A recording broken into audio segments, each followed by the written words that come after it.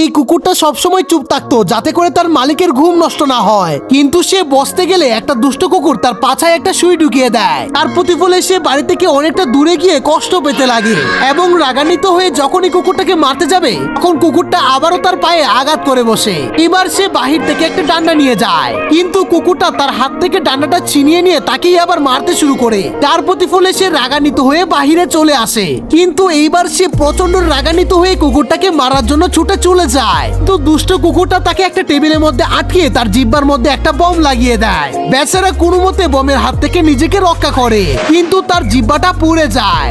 ভালো কুকুরটা অনেক চেষ্টা করার পরও দুষ্ট কুকুরটার সঙ্গে পেরে উঠছিল না।